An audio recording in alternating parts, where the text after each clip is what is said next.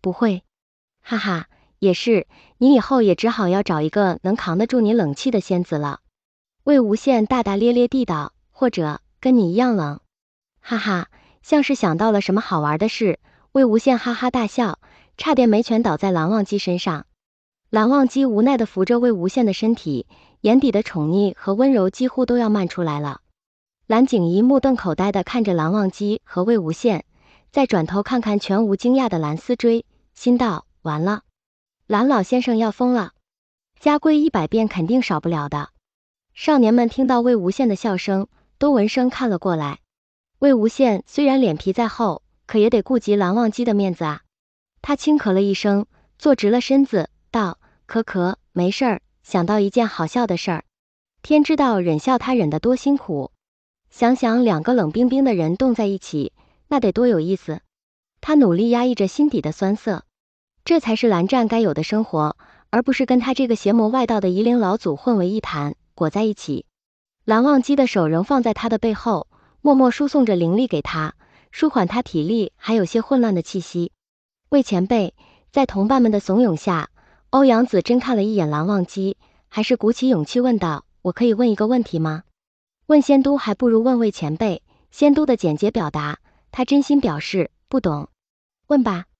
魏无羡懒洋洋地靠着蓝忘机，微笑着道。蓝忘机闭着眼睛，一副任凭他折腾的样子，只是面容越发柔和，身体也越发温软了几分。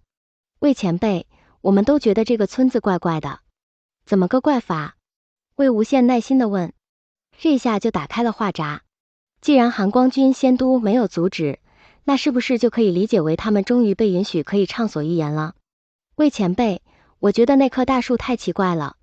都这个季节了，这个品种的树木早就落叶了，可它竟然还绿云盖顶，不是太奇怪了吗？对，我也觉得奇怪。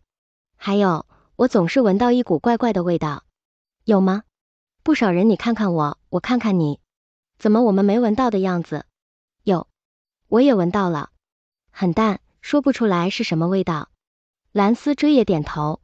还有，既然说是蛇，可今天我们把村里村外周围地皮都翻遍了，也没看到有任何蛇类活动过的痕迹。蓝景疑惑地说。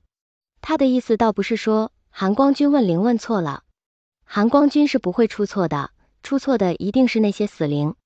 真是蠢的可以，连杀死他们的究竟是什么都不知道。他小声地嘀咕着。继续。还有什么？魏无羡又喝了一口小酒，鼓励地看着火光中的少年们。他下午好好的歇了一觉，这会儿精神头正好。还有，既然是从头顶袭击的，为什么他们的发髻完全没坏？有道理。还有吗？魏前辈，为什么他们杀了村民之后不再继续杀人呢？是发现有修士在蹲点吗？那我们今天守在这儿，会不会也是白瞎了？宋安谨慎地问。对，第2次也是肇事巡视的人走了之后才出的事。他的疑问立马得到大家的支持。有道理。魏无羡摇头晃脑地点头，一副慎重非常的样子。还有吗？大家你看看我，我看看你，还有什么没想到的？对了，水井旁边的祭台上还有一碗酒，是祭祀那棵树的吗？又是谁放的？欧阳子珍问道。魏无羡扶额，我放的。魏前辈，你是来搞笑的吗？还有没？魏无羡无可奈何地问道，一副我不就随性摆了一碗酒吗？我怎么知道你们连这个都放进去了的表情。没了，都没了。魏无羡一脸凝重地重复问。难道还有什么遗漏了？少年们纷纷低头冥思苦想，看看自己还有哪里没留意或者没想到的。蓝忘机收起了输送灵力的手，睁开眼睛，一脸无奈地看着魏无羡在那里故弄玄虚，逗弄着小辈们。